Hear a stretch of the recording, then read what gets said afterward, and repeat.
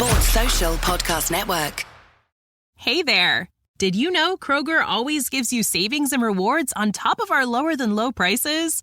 And when you download the Kroger app, you'll enjoy over $500 in savings every week with digital coupons. And don't forget fuel points to help you save up to $1 per gallon at the pump.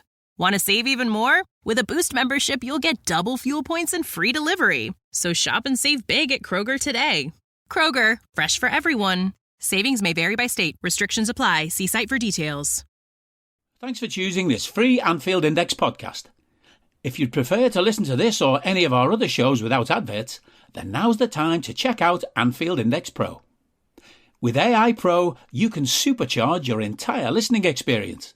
You'll not only get all of our podcasts without the ads, but you'll have them far faster with our Quick Publish feature available exclusively for subscribers. AI Pro also puts you in the heart of our sound studio, with an option to listen to many of our shows live and interact with the podcasters in real time as the shows are recording. Upgrading couldn't be easier. AI Pro is available on all popular podcast platforms, and we have our own apps for Apple and Android. Just head on over to AnfieldIndexPro.com and get started today. Hello and welcome to the Daily Red, your lunchtime catch-up on all things Liverpool FC and your daily reminder that the Reds are still top of the league. And because of the favourable fact, and I'm taking it as a favourable fact even though it's really not, that we're playing early tomorrow, the 12:30 kickoff, away to Brentford, we can potentially have a 5-point lead before Arsenal take on Burnley. Which is good. It puts more pressure on them. It adds to their plate. We've seen a lot of Arsenal fans having themselves a big old cry in recent weeks that last season City got to play before them in a run of weeks in a row during the run-in. But what Arsenal fans overlook is the fact that they had choked before the run-in began. I do notice with Arsenal, last season, after 19 games, they had 51 points. This season, after 24 games, they only have 52 points. And yet you'll be told that they're the best team in the league, the best team in Europe, the 100-point team, whatever the nonsense, that the only team that can beat them is City. They're a very strange bunch. They've got some real confidence that has absolutely no basis. But we need to get through Brentford. That's the be-all and the end-all. Brentford sit 14th in the league, 25 points. We have been there twice since they came into the Premier League. Now, I would argue that the draw there in the 21-22 season is one of the results that contributed to us not winning the league title that year. We went there and drew 3-3 in what was quite a strange game. Ethan Pinnock put them 1-up. Diogo Jota put us level. Mohamed Salah put us 2-1 up. Vitaly Janelt equalised for them. Then Curtis Jones put us ahead again. And then Johan Wisa put them level on 82 minutes. And that is how the game ended. Last season, we went there and it was not good at all. We were genuinely terrible on the day. We came in on a 4-game win streak, having beaten Spurs, Southampton, Villa, and Leicester City. We went 1-0 down on 19 minutes through an Ibu own goal. Johan Wisa made it 2 just before half-time. Virgil had to go off at half-time, having gotten injured in the first half. Ox pulled one back for us on 50. But then Brian and Bomo wrapped it up on 84. And frankly, they deserved to beat us quite heavily that day. We were dreadful.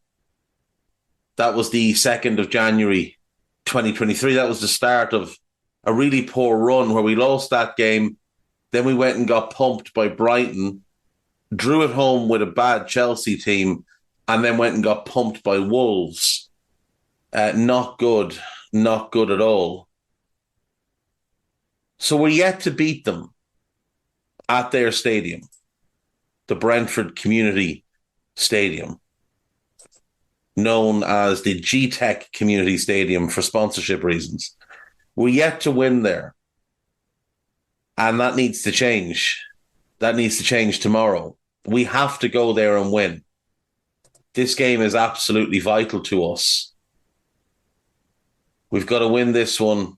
We've got to beat Luton. And if we do those things, then we head into the EFL Cup, knowing that we're top, knowing that we're in a pretty good position. We get the EFL Cup, the FA Cup, get them out of the way, and then it's on to Forest, another very, very winnable game. The next 3 have to be 3 wins. Brentford away, Luton home, Forest away. The next 3 league games, they have to be 3 wins. Because then it's City. Then it's City at Anfield. And that, I think, could well decide the title. I think if we win that game, and we'll have a 2-point lead on them if we win that game. Because they've got that Brentford game in hand, which would actually put them a point ahead of us. But if we beat them at Anfield, I think that puts us in an incredibly strong position heading into the last run of games, the last 10. It's a favourable last 10 for us. Now, their last 6 or 7, quite favourable as well, but they have a tough run around the time they play us. They play United before us, and then after us, they play Brighton, they play Arsenal, and they play Villa. Of their last 7, it's only really Spurs away that's tough. But if we can beat them, that might just knock their confidence. It might just knock them a little bit, and maybe they drop points away to Brighton or at home to Arsenal or in that Spurs game. We need to win the majority of our games. We need to win probably all bar 1, maybe all bar 2 of our games to have a real shot at the title this year. But it can be done. We're in a great position right now. On This Is Anfield, Liverpool face battle of perfection and Brentford lessons should be key. While Liverpool must be aware of the Ivan Toney show despite Brentford free hit. I mean, Toney has caused us significant problems. The 3-3, he absolutely destroyed Joel Matip. He didn't play last year because he was he suspended or was he injured? I think he was injured. I think that was before the suspension kicked. It was months before the suspension kicked in. He was injured at the time. But the pace on the counter cost us. They don't have Mbomo this time, which is good. FSG must replace unsung figure to preserve Jurgen Klopp's legacy. I assume this is about Vitor Matas. It is. He's obviously done an outstanding job since joining the club. My guess is that he will become Pepin Linder's assistant wherever Pepin gets his managerial job this summer. Some suggestions that Porto is a real possibility. Obviously, he's been there before as a coach, as has Matos. So that might make sense for the pair of them. It's a big job with Conceição leaving, but, you know. Torres to play at Anfield and Bayern target Alonso.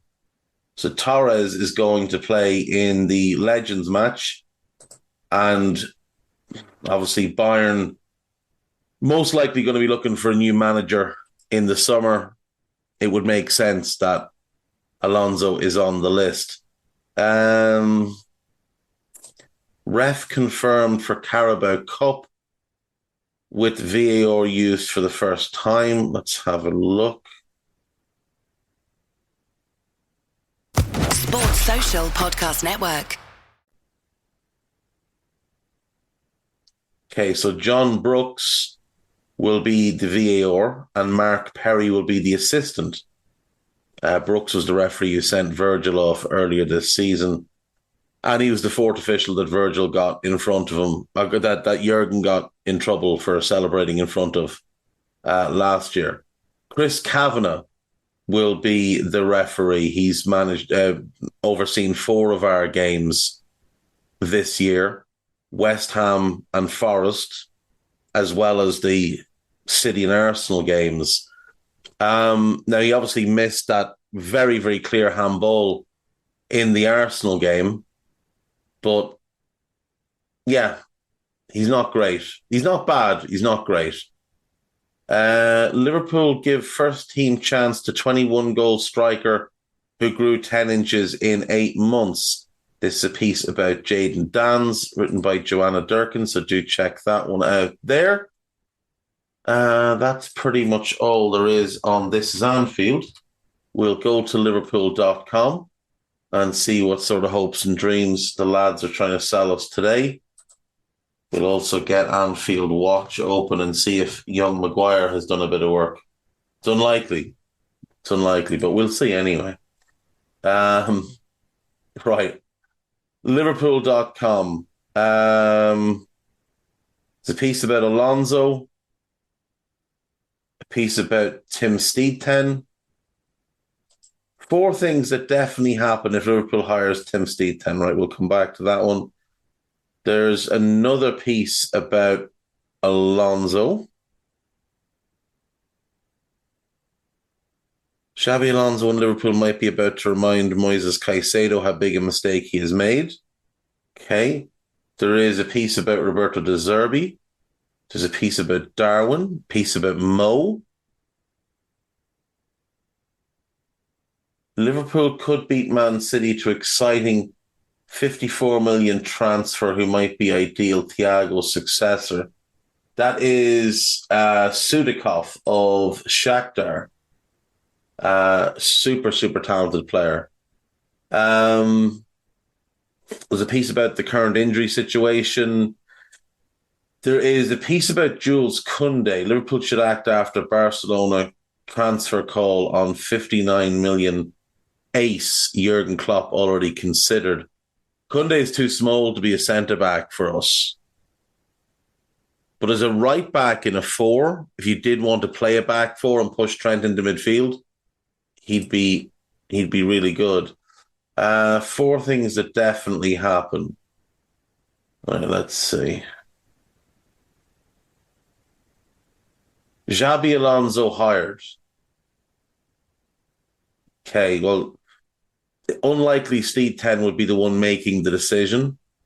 It also says he already oversaw the hiring of Alonso once. That's not quite true. Simon Rolfs was the primary decision maker on that one. But Steedten would have been involved in that process, so that's fair. Links to Bayer Leverkusen players, well, that's an obvious one. Jörg Schmatke tactic continues. The suggestion here is that we'd be continuing to look for buyout clauses and things of that nature. And also, obviously, pushing for the moves from the Bundesliga. Lucas Paqueta's name crops up. Yeah, even though he had nothing to do with him going to West Ham, just the West Ham link would likely be something that people would bring up. It also mentions Jared Bowen signing a new contract. Again, Steedten, not the primary decision maker on contracts. He's not the sporting director at West Ham. He's the technical director overseeing recruitment. Mark Noble is the sporting director. He will have been the one responsible for that contract. This piece is about Sudikov. He is immensely gifted. Immensely gifted. But whether or not we'd move for him, I have no idea. I have doubts that we would. Liverpool rank in top 5 for highest wage bills in Europe. There's a piece on Pedro Neto. Piece on this is Anfield Watch, by the way. Piece on Neto, piece on Alonso, piece on De Zerbi. 5 teams Liverpool will hope to avoid in the Europa League draw. I don't think there's 5. I genuinely don't think there's 5. We'll have a look. There's another piece on Alonso. Didi Hamann calls former Liverpool boss a pervert as he recalls key advice. We'll definitely have a look at that. It's a piece about Roy Hodgson, who was taken ill during Crystal Palace training yesterday. It looks like Roy has been replaced as Palace manager. Not a great day for Roy, but hopefully he makes a quick recovery. There's a predicted 11 for the Carabao Cup final. Liverpool fans picked their preferred sporting director. Let's have a look. Idiot who shouted racist abuse at Mo Salah receives ban. Good.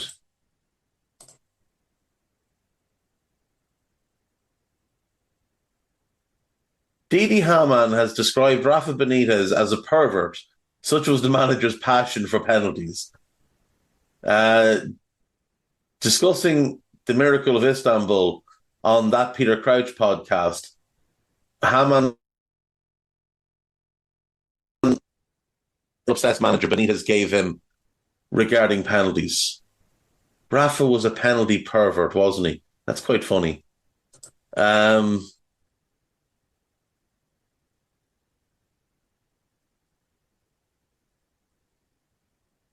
So Anfield Watch did a poll, and Tim Steedten ran away with it ahead of Dan Ashworth. He got 48.1, Ashworth got 25.7, and Richard Hughes got 10.3, which tells me that people have no idea what they're voting on, because Richard Hughes has done a dreadful job at Bournemouth and was sidelined when the new owners took over, which is why he's leaving. Why anybody would vote for him, I have no idea.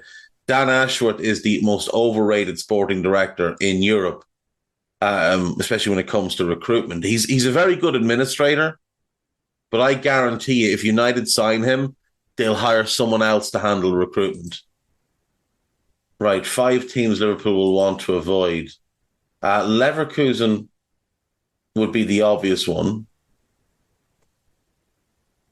AS Roma, there'd be no issue. There'd be no issue there. Benfica have been dreadful this season. We'll smack the life out of them. Galatasaray would be tough.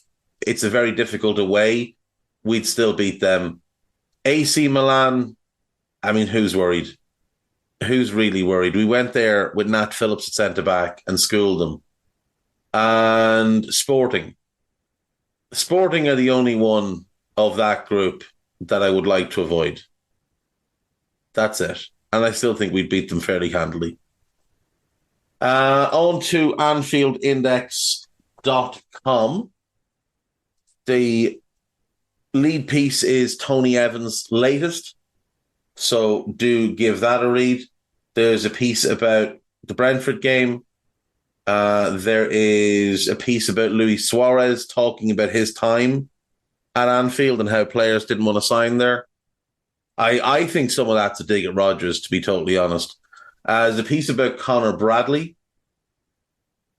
There is a piece on me talking about Tim Steedten's record of signing players and the work that he's done. So do check that out. Podcast-wise, we have the latest Scouted, which is Carl and Guy. We'll have another one recorded today. It's going to be a tight turnaround ahead of tomorrow's game, but it'll be recorded this evening. There is the latest Stat Me Up with Eddie stepping in for Dave Davis. And there is the newest Mulby on the Spot. Trev Downey and Jan Mulby having themselves a big old chat. So do make sure you get on that. And that'll do me for today, folks. I will see you on Monday. Take care of yourselves. Bye-bye. We hope you enjoyed listening to this Anfield Index show. Please be sure to subscribe to our channel so future podcasts find their way to your device automatically. There's nothing quite like fan engagement, and we'd love to know what you think of anything discussed on this show. The best way to get in touch is over on our free Discord community, where both podcasters and listeners debate the hottest LFC topics 24/7. Sign up free now at AnfieldIndex.com/Discord. You won't regret it. You can also follow us on Twitter at Anfield Index and find us on Facebook by searching for Anfield Index. Oh, and before you go, we'd love it if you could leave us a 5-star review on your favourite podcast app. It only takes a couple of seconds, and it means the world to the people who create these free shows. Sports Social Podcast Network.